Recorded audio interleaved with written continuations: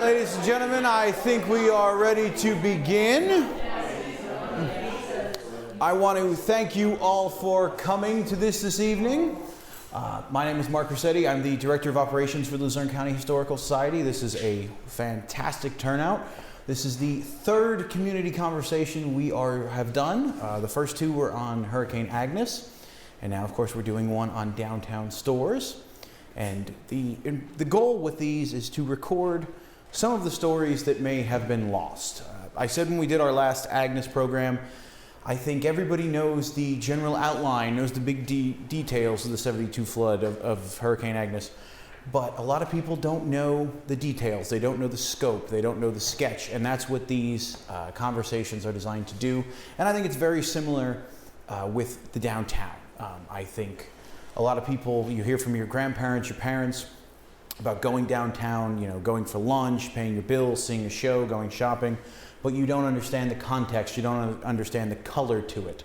And that is what gets lost a lot of times in the shuffle, and that is what we are here today to do.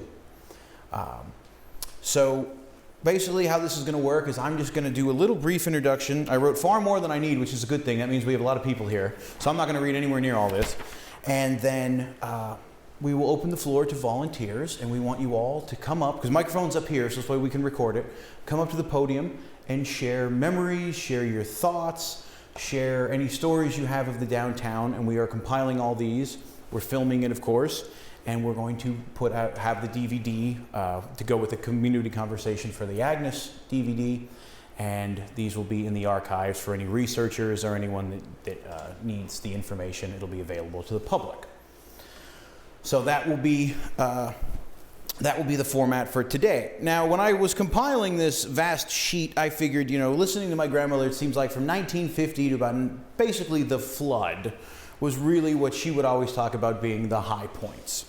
And so I just went back and went looking through the Wilkes-Barre Record Almanacs, because they compile all kinds of neat little facts, and we had most of them from that time period. And so I just picked a few dates.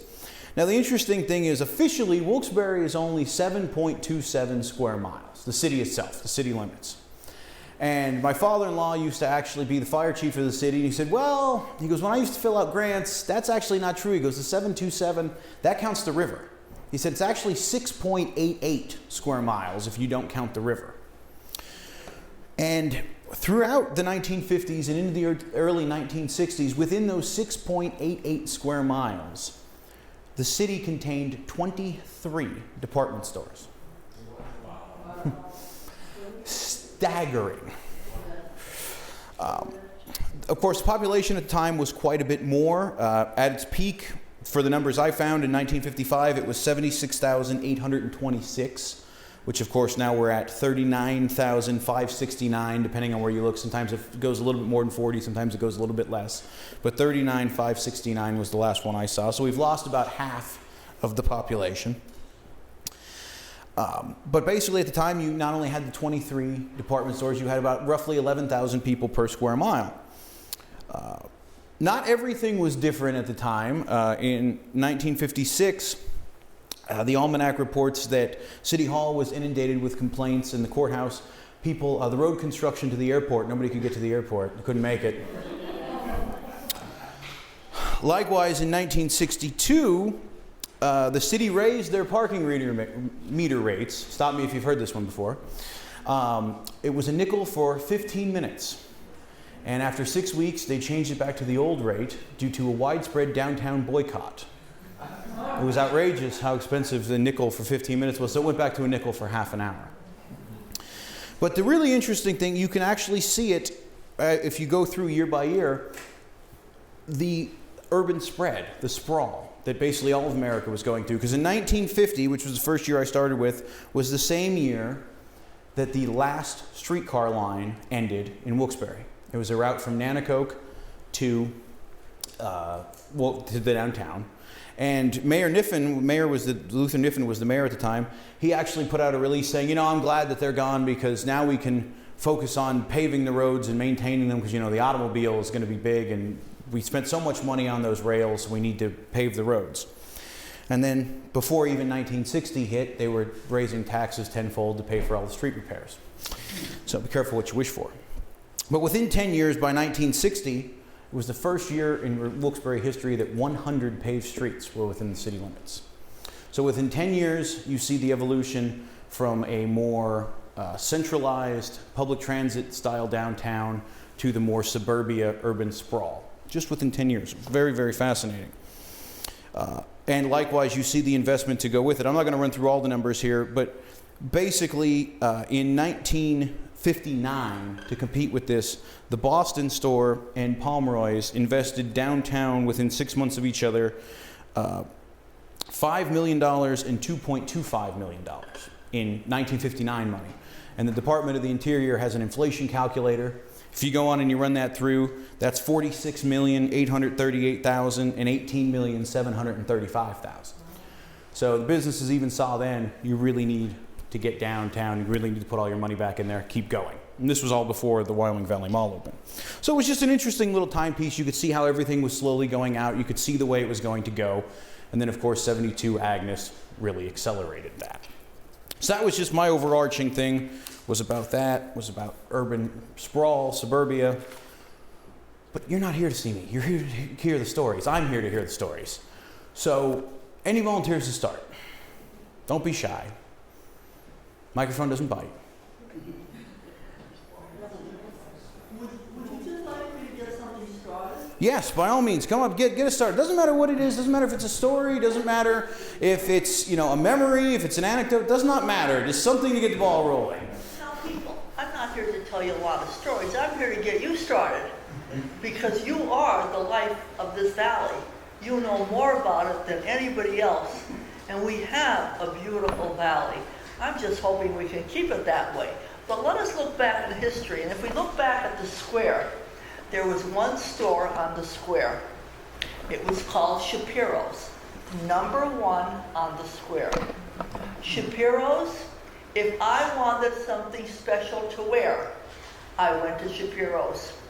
The gown that I wore for my junior year in high school, at that time we had to dress up in gowns and we had class night. So the junior class night, the dress came from Shapiro's. The gown that I wore in the senior year, which had to be full length, etc., came from Shapiro's. I wore both dresses in college because they were so beautiful and they held up. The dress, for graduation you have to get a special dress. And I remember my father. My mother had passed away. And my father gave me money. He gave me $30. And he says, Mary, you go and you buy yourself a nice dress. And don't bring me home any change because you're trying to save money. He says, I want a nice dress for your graduation. So where did Mary go when she got off at the bus at the Pomeroy stop? Because that's where all the buses congregated. All right, walked across the street by myself to Shapiro's. And I bought myself a beautiful graduation dress. Because you're ladies, and the men I will ask them to stay with me, what kind of dress was it? It was a yellow taffeta. You remember taffeta? Yes. It was full. It had a netting underneath it. Okay, and underneath that netting, what I had was an Alice Lawn thing, so it was very nice. Over the yellow taffeta was white organza. White organza lined the dress completely. And the organza was embroidered with yellow thread. Very, not close, but very gracefully embroidered with yellow thread. A little bateau neckline, like this, not like this, like going across here. A little cap sleeve, and it had a little diamond opening in it. And on that cap sleeve were organza bow here and organza bow there. The dress of the ladies, remember the styles? And in those days we had waists. I bet each one of you had a small waist then. The girls don't have it now. Because whether you people know it or not, since the 1980s, American women's waists have increased by 2 inches, all right? But in those days, we had waists. And that waist was a waist that came down, and it came down into a V. And then there was the gathers and the skirt flowed. The V was accentuated with that cording. What do they call that cording? Piping. It was accentuated with piping into that V. It was absolutely lovely. From Shapiro's on the square, #1. So now some of you have to get up here and tell us your story. That stuff like that is exactly what we're looking for. Yeah. If you ever do radio, if you have ever have any experience with radio, they tell you your main goal is to create a word picture. That was a fantastic word picture. You could literally see the dress by the end there. So stuff like that. See, it doesn't have to be all fuddy-duddy academic stuff, but that's not what we want. Yes, next. Everybody finishes. When everybody finishes, I have another little one. All right. Well, we're going to use Mary as bookends then. Mark it down. She's going to be bookends. My story might go back a little longer than you remember, because this was in around 1935. And there was a radio show, a kiddies radio show on Saturday morning, someplace on South Main Street on a second floor. I don't know whether you had to try out for it or not, but I was selected to sing. I sang Melancholy Baby. And I've been teased, my brothers teased me about it the rest of my life. But I went there, and the gentleman, the MC, said, he welcomed me and asked my name. And he said, now this was sponsored by Nobel's Kitty Shop. A little store, like a little boutique store. Of course, I didn't shop there. I shopped. My mother bought me the dress at Lazarus. But the MC said, what a beautiful dress, and where did you get that dress? And I looked and I said, Nobel's. Well, I couldn't wait that Saturday afternoon till I went to confession. Now, there was another story that took place a few years later, about 7 or 8 years later, when I was in high school, and we went to have our picture taken, our class picture, the picture taken for the archive. And of course, the photographer was in Lazarus, right behind the ladies' sportswear. Well, the girls all decided we were going to wear a sweater and a pair of pearls to have our picture taken. Well, I didn't have a new sweater. So my mother said, well, you can buy one at Lazarus, because we had an account there. So I went up, and it was getting late, and they were waiting for me now. So I bought the sweater, and I said to the lady, well, I'm going to get my picture taken. Do you mind if I go in and have it taken while you're right? So she did, and of course, I think they had the tubes then, where you would write everything up and put it in a tube, and it would go to the office. So I put the sweater on and my pearls. I went in and had my picture taken. When I came out, the lady said, they want to see it in the office. Here, they hadn't recorded the payment on our bill yet, so I had to take the sweater off and put it back. But then there was another story that my daughter told me about today. Now, this is Pomeroy's. I think if I'm not mistaken, her remembrance and mine were the same. I think there was a little curve in the steps in the Pomeroy's, and they had paintings on the wall all the way up. And my daughter was just telling me this today. She says, you know, I remember she came down the steps and she saw a picture of the sunflowers, the famous Van Gogh sunflowers. And she loved that picture. So she went home and she thought, I had to have that picture. So she went back and she purchased it.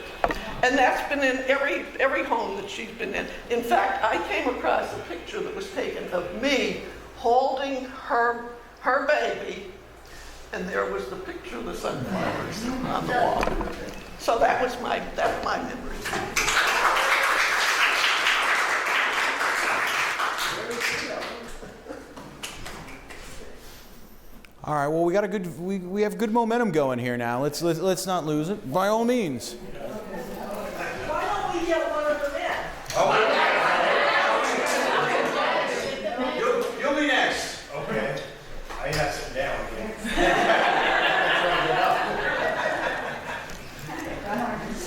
If I'd known, I would have got one of those deli number wheels. Oh, there you go. From Percy Brown's. Yes. Yeah. I'm going to be 55 in September, and about 20 years ago, I was at work and I was having, this is just one story, a very bad day. And I'm thinking, I know what I'm going to do to cheer myself up. And this is really odd. After I got out of work, I went over to the library here on Franklin Street, went in, and I looked up the toy sale from Kresge's on Black Friday from 1971. And I brought it up on, I think it might have been a Wilkes-Barre record at the time. And it just took me back. It took me back. I loved it. I mean, seeing all the toys from, just my childhood, it was just such a treat. I mean, I loved Kresge's. My mom used to always tell me stories of Aunt Clara. And I was just speaking to someone earlier about Aunt Clara, who I believe she was a sales lady, possibly maybe the top sales lady at Kresge's. But I love how they still have the escalator at Barnes & Noble, the original escalator from when you were, and that just takes me back. And just other things like, I always say to people, Wilkes-Barre was the best pre-flood. I always say 71 and before. But I love many things, of course. The smell from the peanut shop. Walking outside of the peanut shop. That smell, heavenly. Public Square around 1971. You dressed up. It was like going to New York City for me now. You dressed up. You went to Public Square. I just remember shopping. Of course, we shopped at Lazarus. I can't even think now all of a sudden. But it was just the best times. I miss Wilkes-Barre a lot, the way it was, and I love looking at old photographs, whatever I could find on Facebook, whatever I could find online. It just takes me back. Seeing the old silver buses going around the square, back then. Mr. Peanut, of course. Seeing Mr. Peanut walking on the square with his monocle, his cane, his top hat. It was just, the best times. And this is just a fantastic seeing, like the Boston store, Mr. Peanut. Just a fantastic thing that the Historical Society did. But that's all I can think of off the top of my head, so I don't want to bore everybody.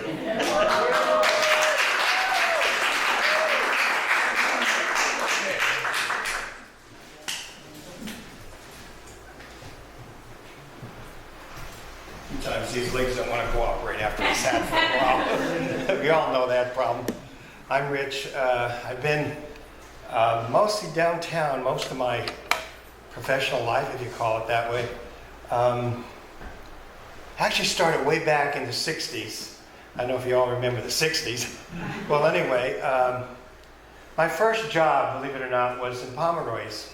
I was bargain basement. That was great, They took me up to the men's wear on the first floor occasionally, and I had some beautiful co-workers. One woman especially, she was a little bit strict, with the new guys, and her name was Helen Summers. Yeah, I don't know if y'all were any related with her, but that was her name, Helen Summers. And there was another woman by the name of Helen, who was also the kind one, So we had a Helen the good guy and a Helen the bad guy, that sort of thing. But why that is important to me is that because later in life, it changed a bit for me. When I worked for the Department of Environmental Protection, which was I think I got there about 10 years ago. No, maybe a little more than that. Well, anyway, I was the business manager there. And believe it or not, I was responsible for changing over the old dilapidated Pomeroys to the new Department of Environmental Protection. So I graduated, I had my office when it was assigned to me, and I had nothing to do with this. I got the first salon, believe it or not. You know where the first salon was, second floor. And yes, they had those winding steps that went around and the sunflowers, and you know, that was really neat to go up there, hear the echo as you went up there. Of course, on the They were very wide. fourth floor, I think that's where all the personnel stuff was. You know, you went and got your pay, you got the little envelope in there, and you got the change in there. Not a check, you got change actually. So you didn't have to go anywhere to the bank to cash your check. But I want to take you a little bit around Public Square as I remember it at that time.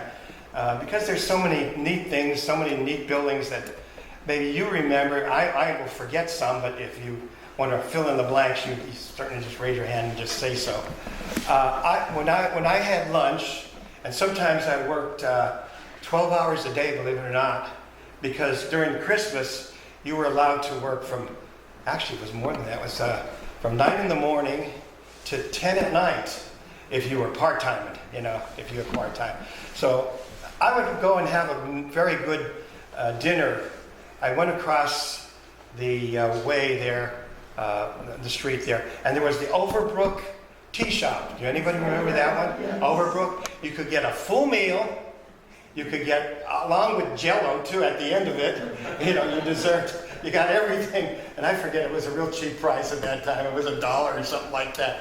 But for me, you know, going to college, I needed a cheap place to eat. Although I did have a home. I'm from the Mayflower section of Wilkes-Barre at that time. But I walked, you know, I walked down. If you went across the street and you went a little further down, you went into the five and dime stores, Woolworths and Kresge's and all that. Those were pretty good to eat at.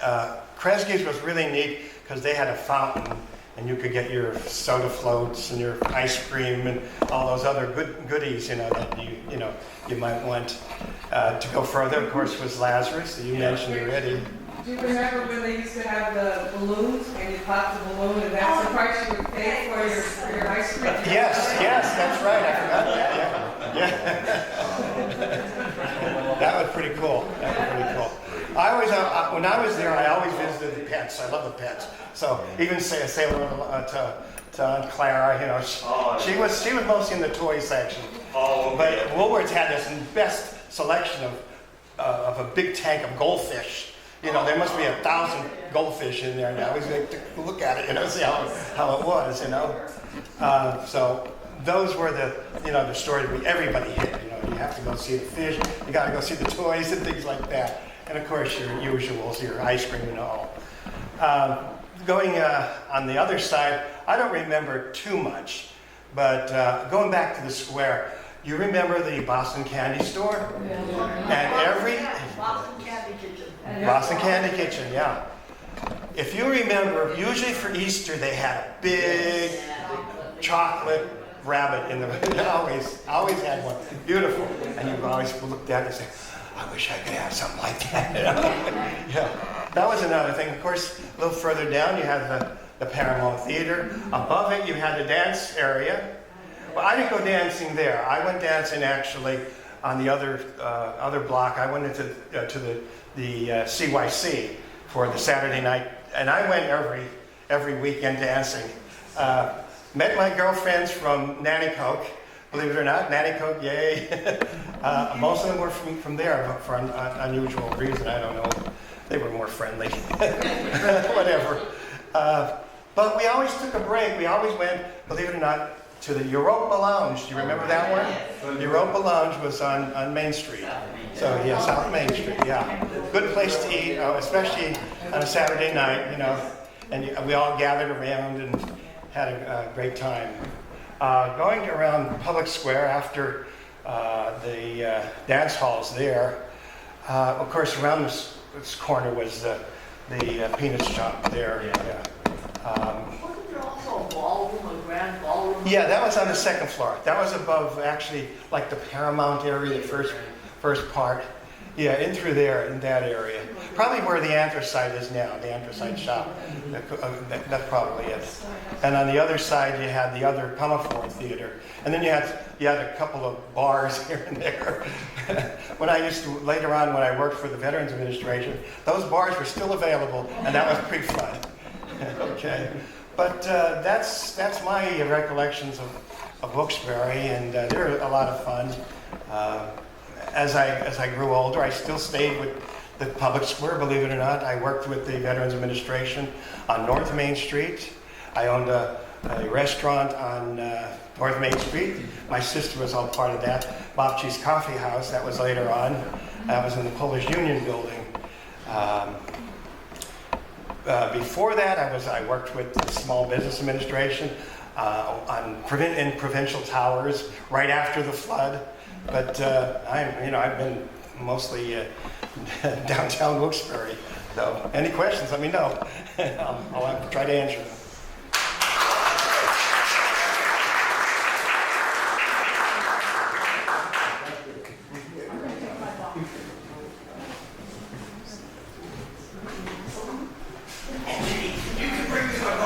I brought my boxes with me. Isaac Logs. Yes. Maggie College at Walker. Pomeroy. Isaac Logs. Sure. All right, you next. And I remember the 50-cent lunch at Boscov's. When I started the bank, we would go to lunch, and it was 50 cents for lunch. This was in 1954. And you got a sandwich, you got Blue Betty, which was your dessert, and you got a drink. And that was all for 50 cents. And that was back in 1954. And then we had the stores. Speaking of Pomeroy's, we would always go to Pomeroy's on our lunch hour and just walk around and just checking everything out. We weren't buying anything, but we loved to check everything out. So it was my friend's boyfriend's birthday. So we went to Pomeroy's, and we were looking at all of the suits and the jackets. And this guy's there, and we said, "Would you try this jacket on?" And he said, "Sure." So he tried the jacket on. We said, "No, wait here." We got another jacket. And we said, "Try this one on." So he tried that one on. Well, we didn't like it. Then he brought another one. So then finally he said, "Hey, lady, I don't work here. I'm on my lunch hour."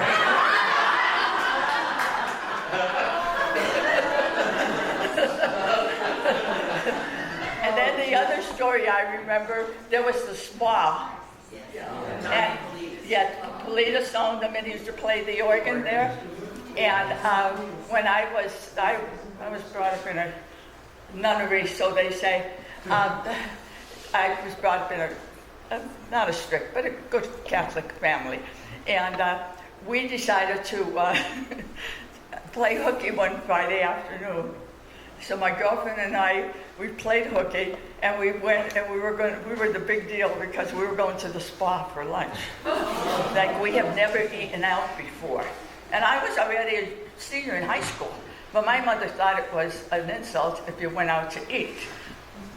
So we go to the spa, and we didn't know what to order. So we're looking at the menu, and then we decided, because it was a Friday afternoon, so we looked and we said, okay. So we ordered 2 cheeseburgers. So we're waiting and we're waiting. So here come the cheeseburgers. So they put them down in front of Peggy and I, and we said, we didn't order these. And she said, well, what did you order? And she looked, she said, you ordered cheeseburgers. And we said, well, yeah. And we said, but we didn't order this. And she said, these are cheeseburgers. Well, we said, well, we can't eat them. It's Friday. We can't eat meat. But they had the best food, and the organ playing. Tommy was always that. But there was a Betsy Ross. There was the J.D. Williams. There was the Boston Candy Kitchen. And then there was the Williams Candy Kitchen, Williams Candy. Yeah, yeah. But when we were working at 12 o'clock, you couldn't get in a restaurant in the city. Everybody took a 12 o'clock lunch, and every place was packed. Franklin Street, you were walking over people. I mean, the whole Miners Bank building was empty with all the attorneys and the bankers and everybody else, and it was like packed. You'd see so many people. I mean, it was you know, it was nice. It was nice. And then my mother always got her curtains at Bergman's. She called it Bergman's. My mother got the curtains at Bergman's. And then how about Mrs. Herman's hats? Yes. Right? It's the only one. There's only one like it. And you went to church on Easter Sunday, and every person in the church had the same hat. But they were fun. They were fun days. Even working at that time, it was all fun time. I mean, we worked, but we enjoyed it. We enjoyed getting up and going to work. It was fun. So.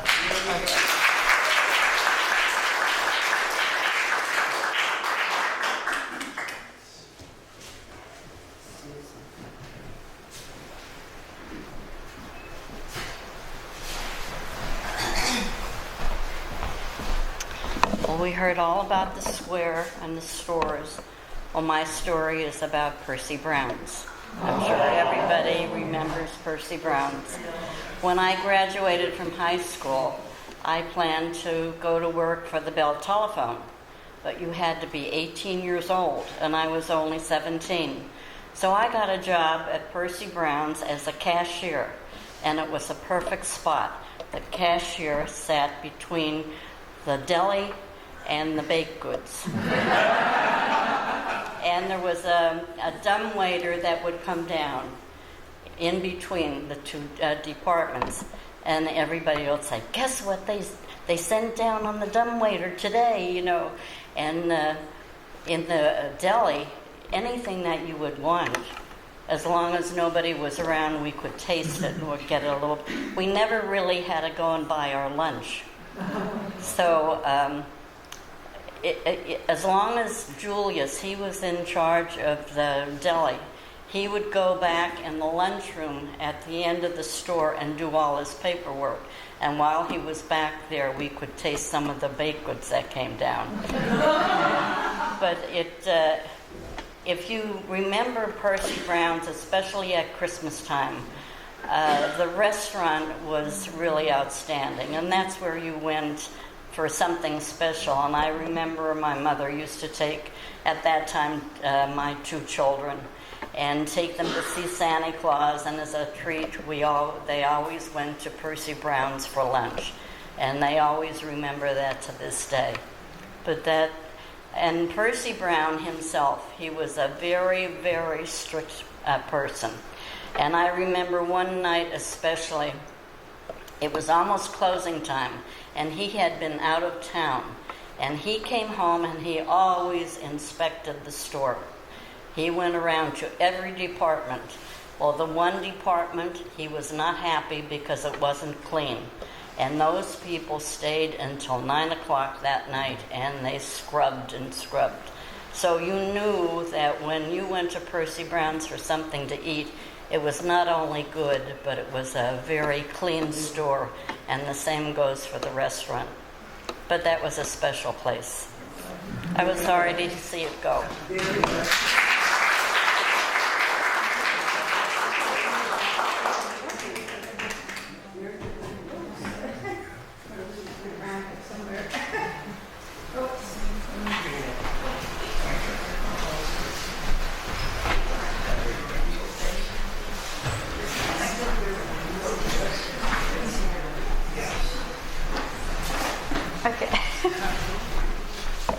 My history goes way back to the Boston store. 1904. My grandfather started at the Boston store as a young man who actually drove a horse and buggy to make deliveries for the Boston store. And then he became a person who was, they called the lamp man. He lit the carbon lamps in the store. The lamplighter. Yes, the lamplighter. We'll have seats around.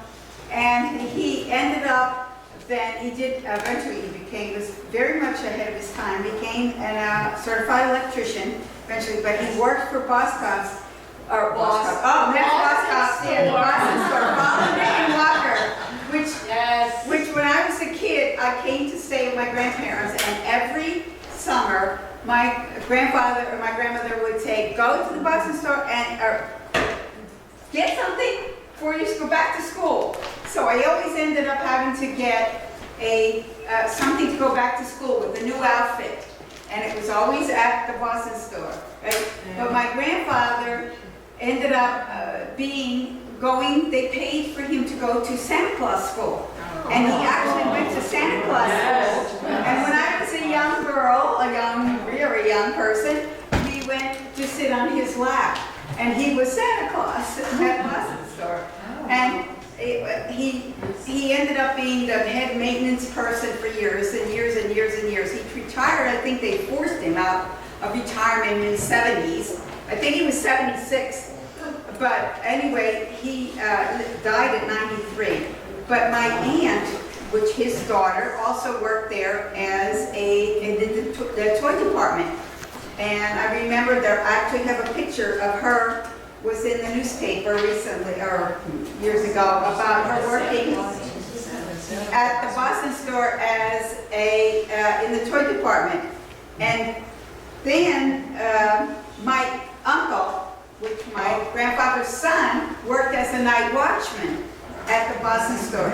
And I remember staying at my grandparents all the time. Yes. And Uncle Bill came out of the service, and he didn't have a job or anything, but he got a job at the Boston store. And of course, he went to work at night, and everybody had to stay up. I remember my grandparents always taking the dinner and putting it on a little pot on the stove to keep it warm for him. So he was sleeping, and he would wake up at 10 or 11 o'clock, and he would eat his dinner, and then my grandfather would take him to work. Well, when I stayed there, a cousin of mine and I would sometimes, he would say, come on to work with me. And we went to the Boston store, and of course he had to go around to all the little stations and punch in to say that he checked everything out. And when he did that, we would follow him around, and then at the end he would say, oh, come on, we're going down to the kitchen. And we went to the kitchen, and we would get ice cream. And we had ice cream. So I remember that so much. It was just such a great experience that, you know, with Boscov's there. Yeah, they were Boston store, and now Boscov's took it over, and I'm like, I've been a Boscov's fan for so long. It's like, oh my gosh, this is wonderful. And in fact, a few years ago, 2009, my aunt was the last one in the homestead, and she passed away, and I was executor of her will. And I had to go and clean out her house, and that's where we ended up with all these mementos. We have so many things from Boston store, pictures of my grandfather with Follow Dick and Walker and all the people, and the celebrations when he was this 50th anniversary, and him as Santa Claus. They sent him to Santa Claus school in New York, and we got pictures of that and everything. And it was just so interesting. But when I had to make the settlement on the house, I came up and I made the settlement on the house, and I said, I have to go downtown and see. Now it's Boscov's, but it's still the Boston store to me. Yeah. And I went in, and I went and I shopped, and I actually went and I talked to someone that was there for quite a while, and I said, how long have you been here? And did you know my aunt? You know, and I kind of was like, and I actually had to buy something, and I kind of left with tears in my eyes, because I just felt, it just felt like that was my home, you know, being at the Boston store for all those years and all the memories and everything.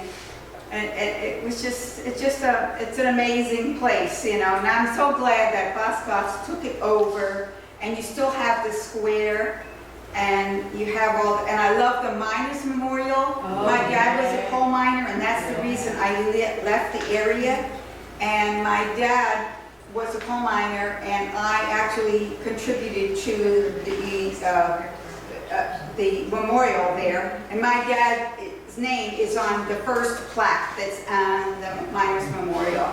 So even though I left the area when I was probably in high school, this area is just, soft in my heart. It's just a wonderful place. And that's why we're back here from out of town, and we drove up here to come to this. We're a member of it. I'd like to thank the Luzerne County Hysterical Yeah. Society. It's wonderful. It's wonderful that you honor the dignity of the people that worked and lived here. And even though times have been difficult, it's just wonderful that you remember the people that worked here.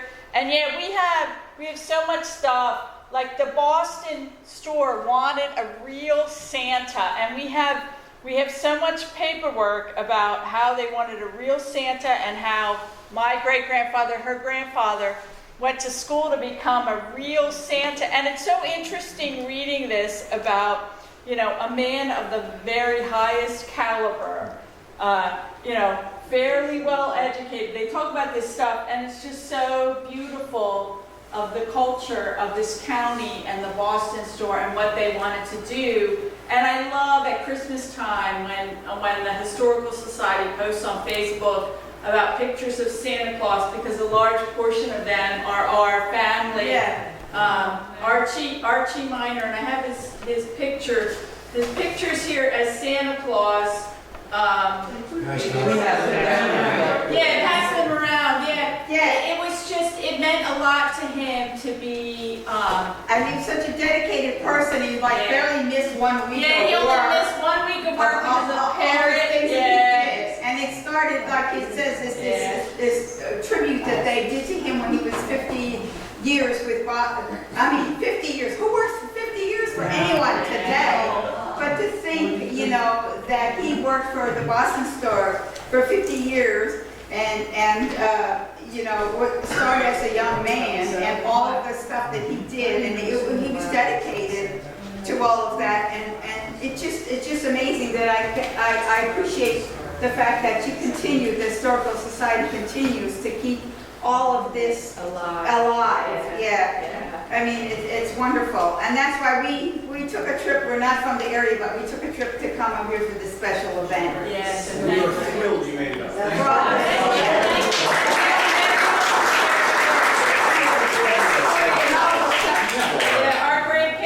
My grandparents are looking down from heaven being happy. Now, you said, was it your grandfather or your father? My grandfather. Was Santa Claus? He was Santa Archie Claus. Miner. And how long until, do you remember what year until he was Santa Claus? Into the 60s. Since, late, let's see, what was the year when he... Where's the... Because he may be my brother, and my brother might be on his lap. And Yeah, we have many pictures of him and children on the lap. It's amazing. And like I said, we have newspaper clippings of also my aunt, who his daughter was it worked in the toy department. Oh. And there was a picture of, they're getting ready for Christmas with all the toys and everything. When we were kids, I'm sorry, I didn't mean to interrupt, but when we were kids, going to the Boston store at Christmas time to see Santa, what reminds me so much of it is seeing Miracle on 34th Street. When you see those kids all lined up, and then, Natalie Wood, but when you see the kids lined up, whatever, it was so special. It was so special. And it's like a it really was. Great memories of the Boston store was fun. I mean... Oh, I know. It was just so much fun. Because, like I said, and actually, when we cleaned out his house and whatever, my daughter found these dishes, and she kind of did some research on them, and there were these special dishes that were designed or commissioned only for the Boston store. Oh, yes, yes. Yeah, and she has them, and she has a, because my grandmother and grandmother's house, we always remember going there, and there were always an open door with so many people, and we had all these dishes, and they're so beautiful, and she has them now, so it's just like really a great thing. Wonderful if you can scan all of the. We are working. Yes, We're working. Yes, we're working on it. Oh. We're working on it. Yes. That would have a We have special We are value. working on it. Yes, we're working on a nice donation. We have several Yes. books and things too. Also, when my aunt started, I do have the book that the Boston store gave her when she graduated high school, which is in the 50s, and it says her name on it and all. And it was the book that told her about all the rules and regulations and things about the Boston store, and it has the Boston store. I do have all them, but you know, there was a few things she had, and then there was some things I had at home, and I accidentally forgot to pick them up, and I left them home, but I do plan to, you know, get in touch with you to bring them up and all. Absolutely. And some other books that we found through my grandfather's house was the floods from before 72, which was 30 to 36, yes. And the history and all of that, and a whole bunch of other books and things that I have that I would love to donate to you as, you know, for the Historical Society. But it's just amazing, you know, it's a wonderful place around here. It just was always such a great place, Wilkes-Barre and all the stuff. I want to thank you so much for sharing your memorabilia. When you were showing us the program for your grandfather's 50th celebration, Yes. I looked at it, and on it were my grandfather's brother, Joe Purcell, who worked there for a long, long time. Yes. So Joe was part of the program. He spoke, apparently. Yeah. And then on the other side, that was on my mom's side. On my dad's side, my uncle Bud Cannon, who, if he were alive today, would be about 120 years old. But Bud was the master of ceremonies for that. But I didn't know this until you passed that around today. Yeah. Thank you. We have extra for sharing And that. we have extra copies of that program. Do you? Yes, we Yeah. will be more than happy to give you an extra copy tonight, and we have more to share with the Historical Society. We just didn't have enough time to get everything together. But this event was so wonderful, we wanted to come. Yeah, and the people of Wilkes-Barre, I mean, they're just wonderful. Yeah, it's great that, you know, and it's such a shame that all this downtown stuff was so great, and then they kind of got with the malls and all this stuff, and everything kind of left. But you know what? This is the heart right here, and the square is just wonderful. I come back several years ago, actually, for a bowling tournament and stuff, and we stayed at the hotel, and we watched all the people going around the square and the different things, and it's just a soft spot in my heart. We have an extra copy for you. I'll It's buy not it. the same, but still It's a not very the same, bad but memory. yeah, but it still means Yeah. something. It Right. still feels good Yeah. when you come here. Nothing like public square Christmas. Right. Oh, Yes. that's one thing. And I'm so glad that Boscov's has continued that and has donated the money to continue that to be, alive. Because it's great. I mean, you know, we need this here, you know. I mean, it's great. And that Miners Memorial, I think, is just a wonderful thing. And my dad, as soon as I got it, my dad is on square number 1. Yeah, he suffered a lot, and he died young, but, of black lung and all that, but it's great. I think this is a great society, and Yes. we're members, and we appreciate what Yes. it's done. Thank you so much. Thank you. Very nice. Thank you so much.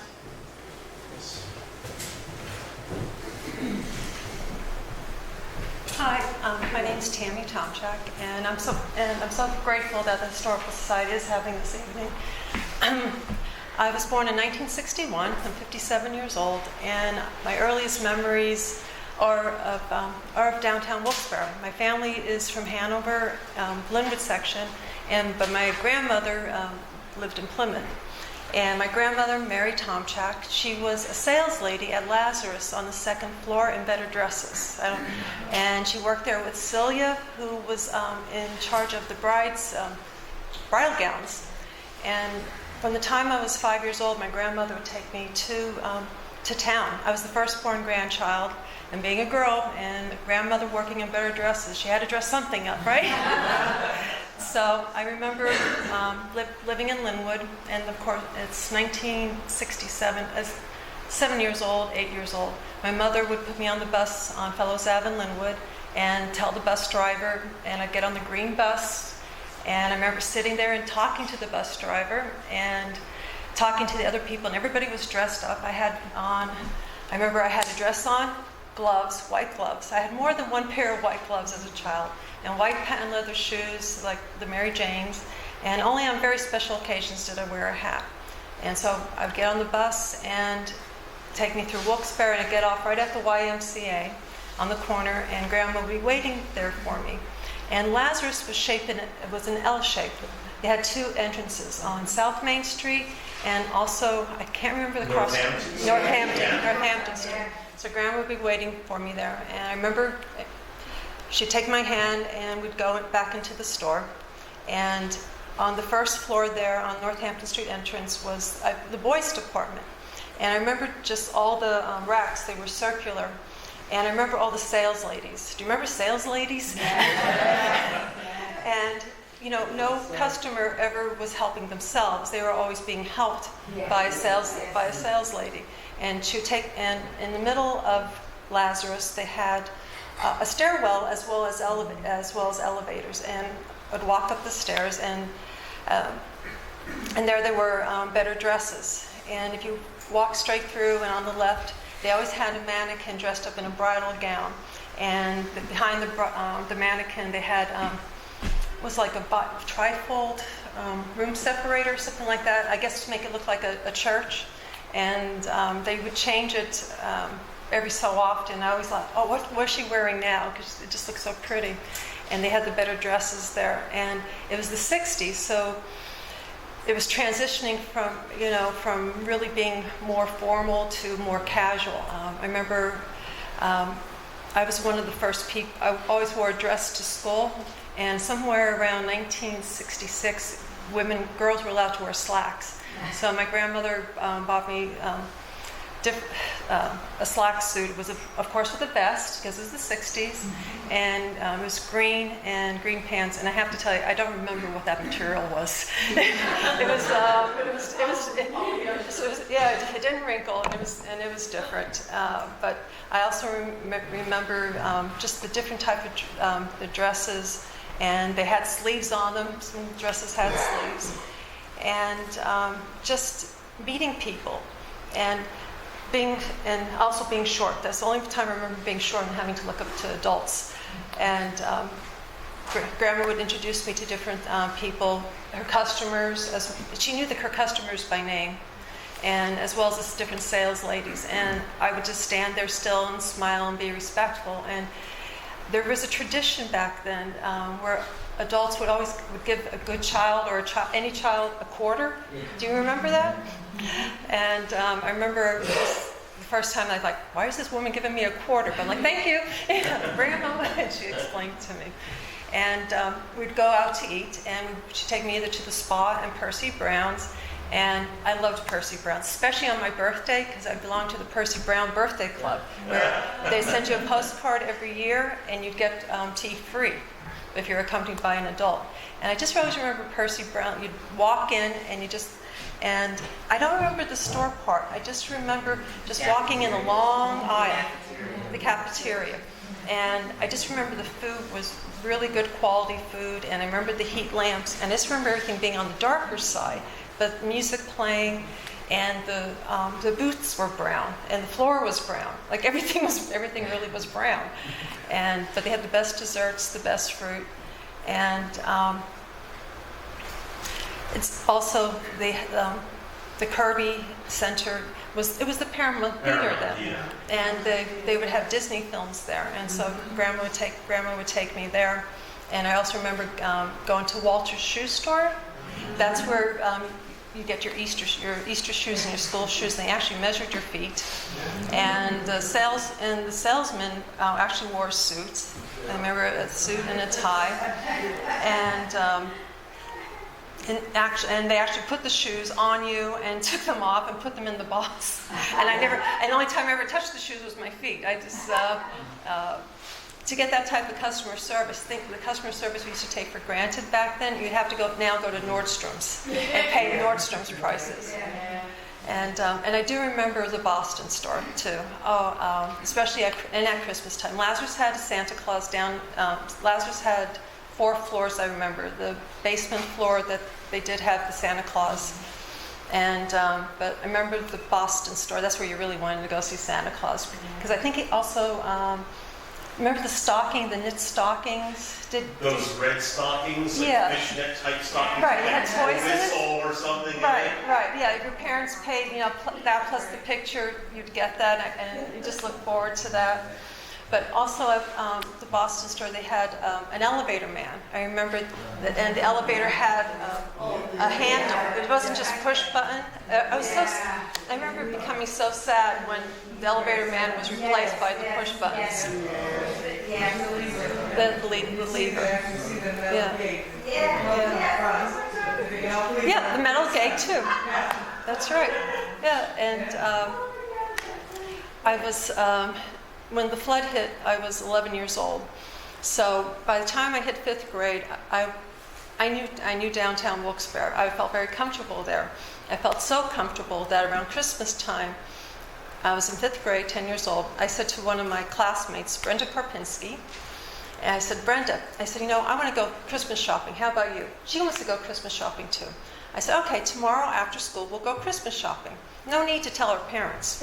It's because I knew how to ride the bus, and so did she. So, and the bus was only $0.25, I think, back then. Yeah. So, right after school, didn't tell her parents, didn't go home, went straight from school to where the bus stop is, because I knew where it was. We got on the bus, the both of us. And if you remember, it kind of gets dark at 5 o'clock around in December to go Christmas shopping. But we knew downtown, and as kids, it was a safe place. You could go down there without your parents, and that's what we did. And we bought one of our teachers. He always wore a bow tie, so we bought him a long tie, not realizing it was a boy's tie. But we went to. Okay, I always got this mixed up. Okay, there's Kresge's and Woolworths. Which one was on the square, and which one was the entrance on South Main Street? Kresge's, I think, is on South Main Street, because the Barnes & Noble still has the escalator. Right. Okay. And Kresge's had the blue booths, right? The booths were blue.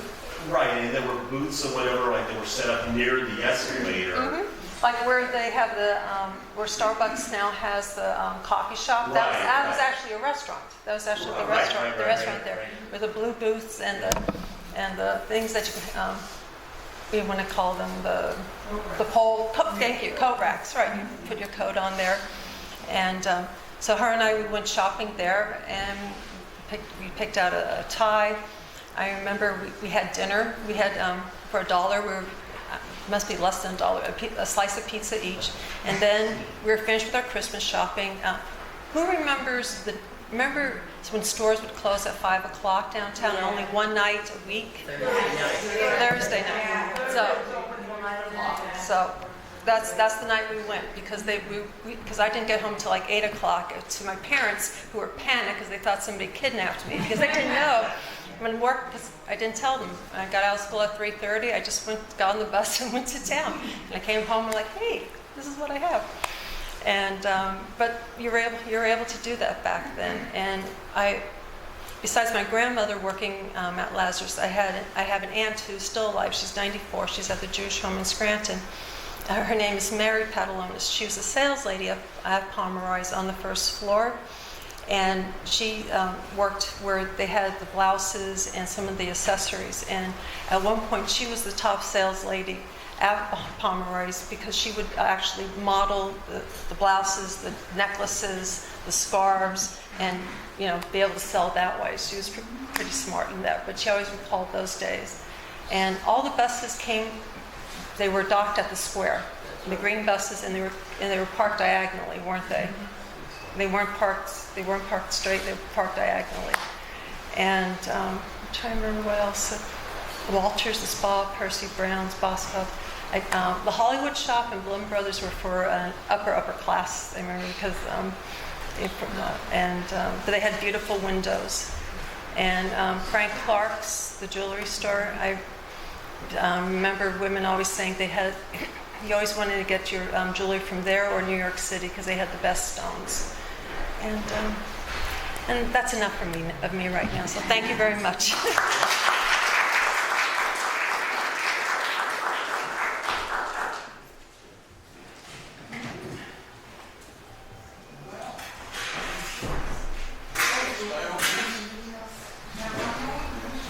I sort of relate to almost all the stories because I've been there around here for a long time.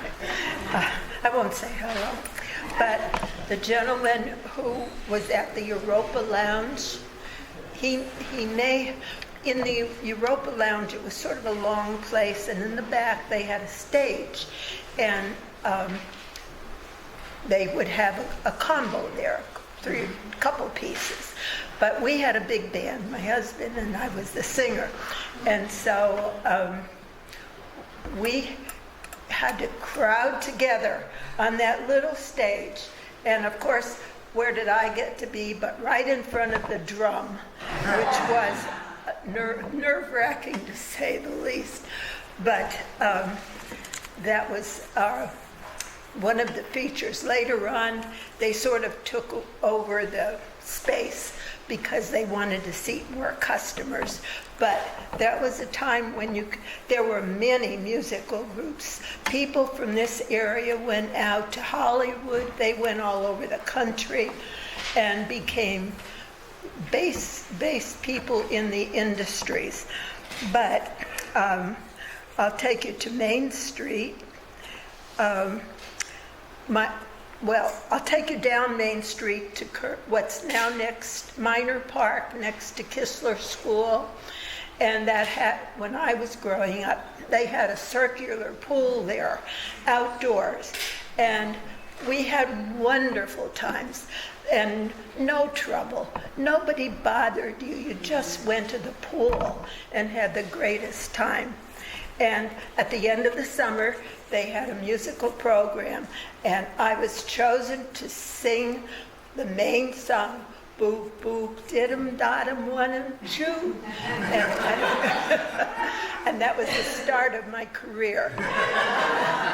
Then my sister, she took dancing lessons at Hilda Manhurst. And everybody took dancing lessons. And Hilda had a radio program. And at one point, she needed variety. And so I had taken lessons on the mandolin. And so she said, would you play to make a variety in my lineup? And of course, I was about 12 years old, and I was brave. I didn't know about all the people who would be listening. So I went on there, and I played the Jersey Bounce. And that was really my first professional engagement. So, but I also started in the business world. When my dad he sold ice and coal. Now, in the winter, you sold the coal, in the summer, you sold the ice. And there was a Mr. Stahl who was the one who shipped the ice in from Mountain Springs. And my dad had down at where Shields Market is, down by Hanover Street, well, across the road from that, where all the traffic comes from the north, there are 5 lanes there. That used to be a triangle where the railroad cars came in. And my dad had a weighing station right there for the ice. And so they would bring the ice down in box cars, and then the various ice men would come in and they would chop off a piece of ice that they took on their way and sold to their customers. And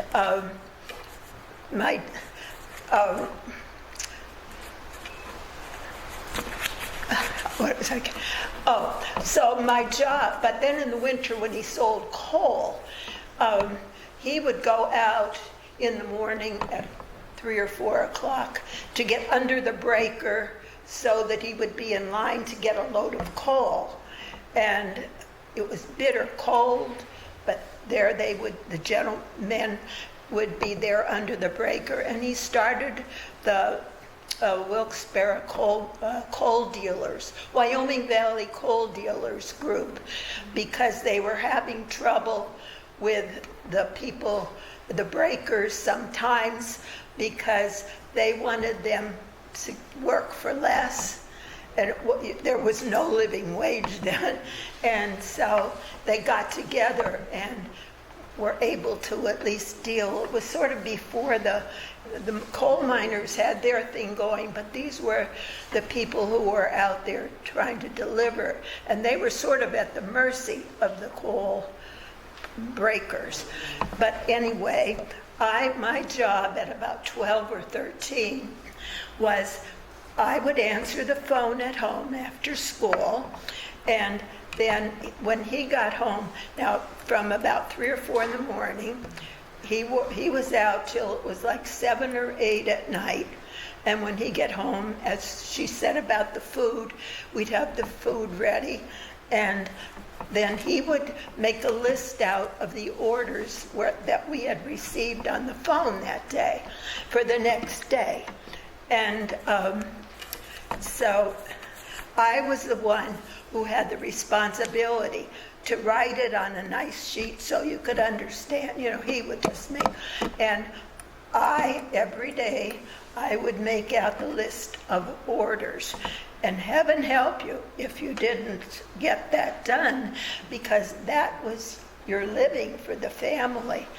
And that was my first industry job or in the business world. But I later worked at Pomeroy's when I was a freshman at Wilkes, and I worked in the men's department. And a gentleman came in and he said, "I want a collar." And I said, "A collar?" And yeah, and I thought I was young, and I thought, oh, he's just, trying to make fun with the young girl. But I found out that there were collars, because they would go right over the shirt, because people couldn't afford, many people had to wear a white shirt to their job, and people couldn't afford to buy shirts just because it got a little worn. So Pomeroy's did carry collars for white shirts. So that's sort of my story. Later on, today, people go in, if they get a little spot on their shirt or it just doesn't fit them the right way, they throw it away and get a new shirt. But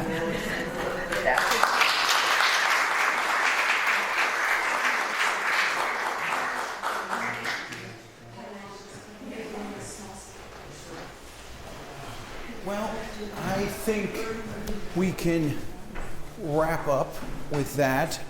Although, Mary, you said you had one little story you wanted to end with. I promise you can end, so you can end. Okay, I'm going to ask the ladies to help me. The men wouldn't remember, but I came from a family that was very conservative and very frugal. And when you bought something, it lasted a long time. So my mother bought me a beautiful wool, 100% wool, fully lined, with bound buttonholes. And you ladies understand bound buttonholes. Ask a kid today if they understand. All right? So this was a beautiful coat. She bought it for me when I was in 8th grade. I wore it in 8th grade, 9th grade, 10th grade, 11th grade, and 12th grade. By this time, my mother had passed on. I also wore it through 4 years of college. So the point is that by this time, I needed a new coat. Where did I go? I went to Isaac Long's. And I bought a coat that I absolutely loved. And I cannot remember the label, and I'm hoping somebody can. This coat was corduroy. It was wide wale corduroy, and it ran this way down the body. That would be vertically. Okay, wide wale corduroy. The inside was fully lined with plush fabric. It wasn't mink, but it was plush fabric. That same fabric was on the cuffs. The edge of the coat with the collar, and the collar was a big saucer collar that was like this on your back, and that had the nice plush fur on it. And it was edged with leather.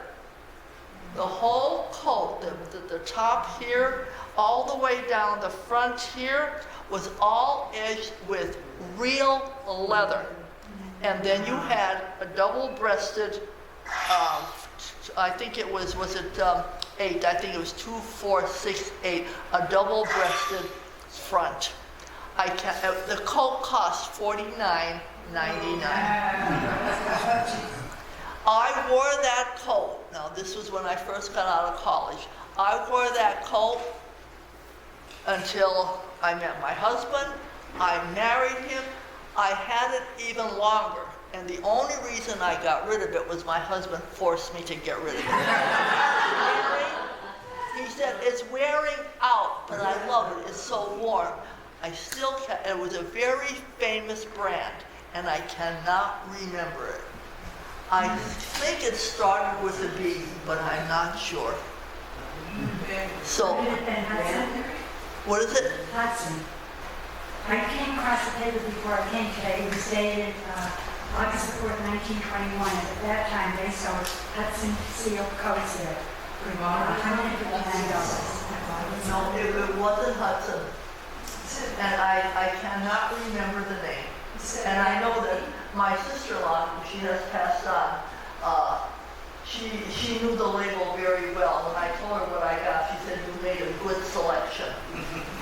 But it was a beautiful coat.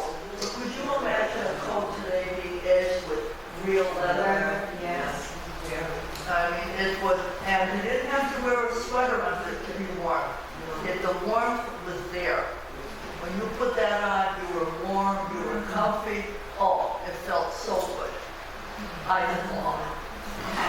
Just and I will remember that. I have to work on that. Thank you very much. Thank you.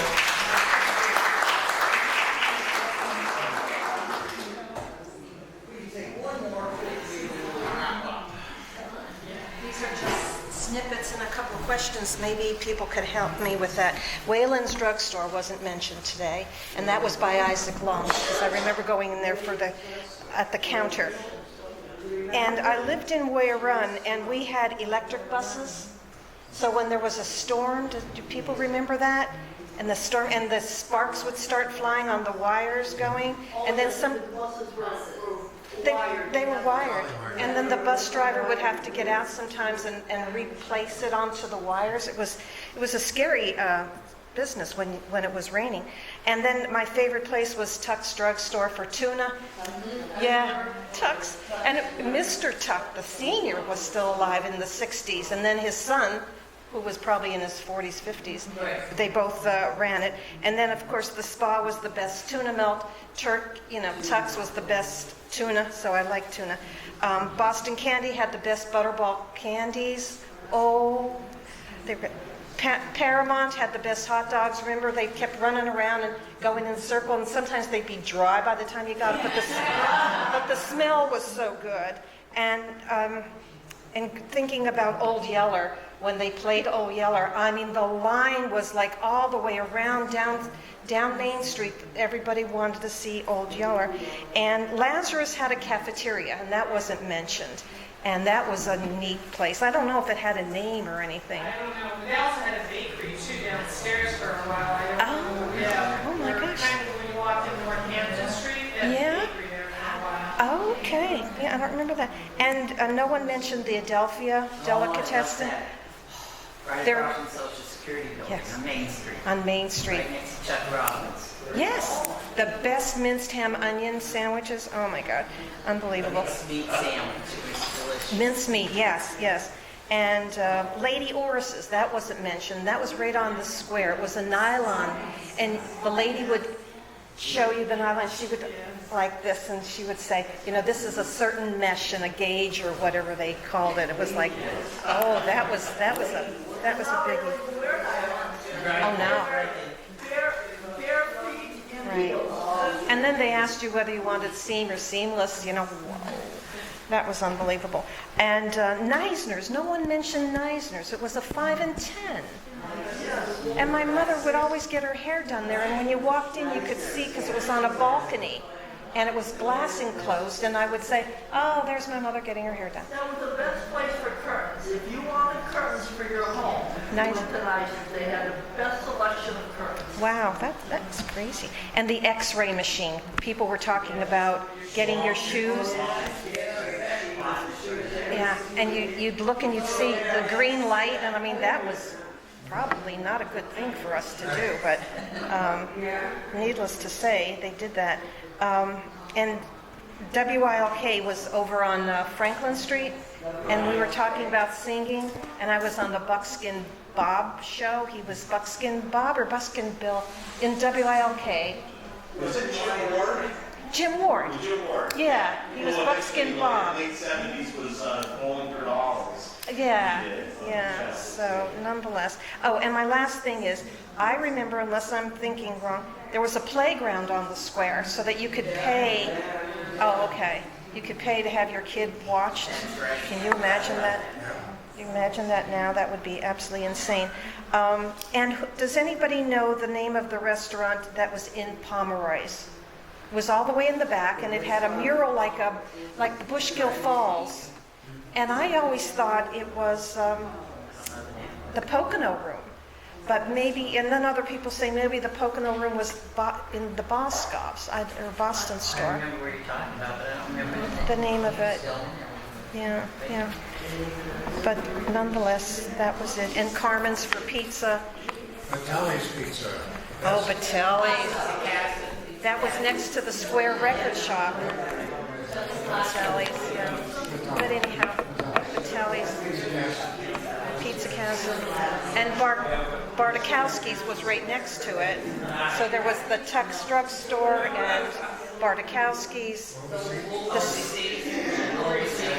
Overseas? Oh. And the Square Record Shop.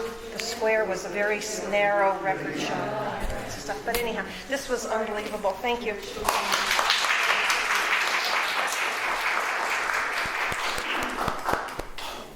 Well, this was incredible. Thank each and every one of you for coming out. Thank you for bringing your stories. Thank you for bringing your pictures, your artifacts, everything you have.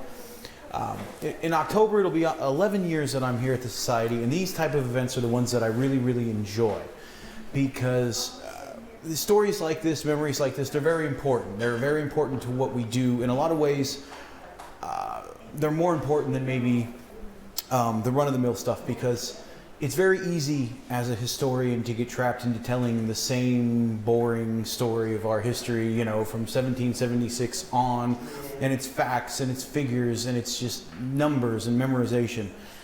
And, you know, for lack of a better term, it's good to step back once in a while and smell the coffee, like they used to say.